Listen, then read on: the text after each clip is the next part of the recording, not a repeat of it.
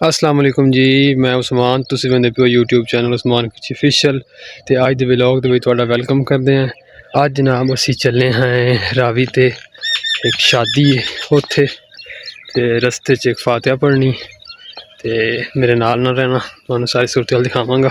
जनाबे वाला सफर की शुरुआत ही मनूस हुई। घरों निकलदियां ही मोटरसाइकिल पंचर हो गई। अगे हुण जनाब दी दुआवां चाहिदियां कि खैरियत नाल पड़िए।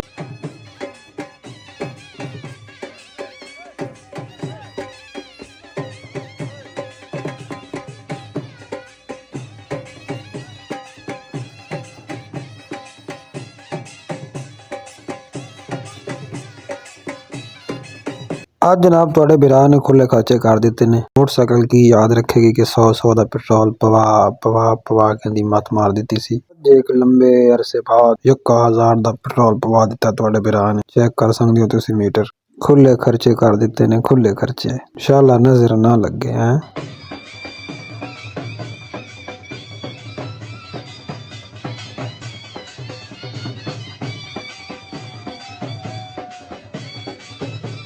ਹੁਣ जनाब ਆਪਾਂ ਕਮਾਨ ਦਾ ਅੱਡਾ ਕ੍ਰਾਸ ਕਰ ਰਹੇ ਹਾਂ। ਇੱਥੋਂ ਦਾ ਮੇਰਾ ਕੋਈ ਵੀ ਭਰਾ ਵੀਡੀਓ ਵੇਖਦਾ ਪਿਆ ਤੇ ਮਿਹਰਬਾਨੀ ਕਰਕੇ ਲਾਈਕ ਸਬਸਕ੍ਰਾइब फॉलो शालो जो भी है कर दे। उनकी मेहरबानी मुहब्बत शुक्रिया।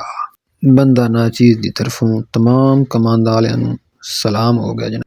हमेशा की तरह जलालतां का सिलसिला जारी है सर। आज सुबह पता नहीं मैं किस मनूस की शक्ल वेख के टुरिया, थोड़ तक जलील ही हो रहा। हुण मोटरसाइकिल की चैन टुट चुकी। ओ हाँ, मैनू याद आया, अपने आप नूं शीशे च वेख के टुरिया सी मैं। चलो छड्डो इस बहस नूं। हुण जनाब जांदे पे मोटरसाइकिल की चैन टुट गई ते ओ है मिस्त्री साहब सही कर रहे ने। अगे दा सफर जनाब नूं बाद दिखाने।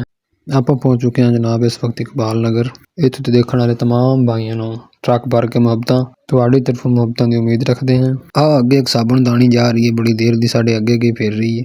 आ जाओ जनाब आगे चलते हैं। जलालत दी इंतहा हो चुकी भाईजान। तुसी देख सकते हो मोटरसाइकिल फिर पंचर हो गई। ते मजे की गल है मोटरसाइकिल जिथे भी पंचर हो रही है या बिल्कुल मिस्त्री के उत्ते जाके पंचर होंदी है या खराब होंदी है। ये वैसे एक अच्छी चीज़ है। आ मुंडा सानू मिल गया, इहदे कोल पंचर लवा रहे हैं ते फिर जलालतां दा सिलसिला अगे ही आपां जारी रखते हैं। हुण जनाब आपां एक नहर क्रॉस कर रहे हैं। तुसी देख सकते हो। मैनू तो जनाब पता है नहीं कि केड़ी नहर है। किसी मेरे भाई नूं पता है कि नहर केड़ी है तो कमेंट च दस्से कि केड़ी नहर है। रस्ता देखते जनाब नूं अंदाज़ा हो जाना चाहिए कि आपां दरिया दे बिल्कुल नज़दीक पहुंच चुके हैं। इस तरह के रस्ते हमेशा दरिया के आसे पासे ही होंदे ने। इस टाइम जनाब आपां रावी के किनारे ते मौजूद हाँ।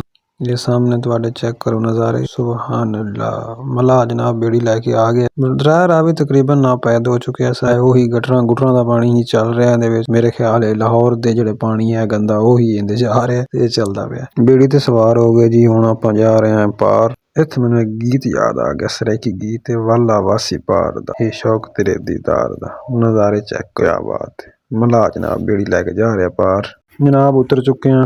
हम अगे का सफर तुहानूं दिखाने हैं। आ जाओ जनाब साडे नाल। असीं जनाब मार अकरम हरल साहब कोल पहुंच चुके हैं। उन्हां दे चाचू फौत होए सी, उन्हां दी फातिहा पढ़ी। ए उन्हां दे अबू ते उन्हां दे वड्डे भाई ने। हुण तुहानूं लैके चलदे हैं शादी ते। आ जाओ साडे नाल। शादी जनाब दरिया तो वापस पार सी। मार साहब ने भी जाना सी शादी ते, उन्हां नूं भी नाल लाया ते असीं हुण चले हैं शादी ते।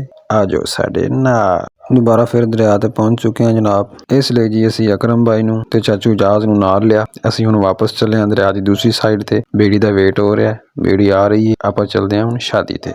ਆਪਾਂ जनाब वेन्यू ते पहुंच चुके हैं। लेट हो गए सी। मार साहब ने कहा कि लेट तो हो गए, मैं हुक्का पीना। मैं कहा चलो जी तुसीं हुक्का पी लो। आ जाओ खांदे हैं हुण खाना।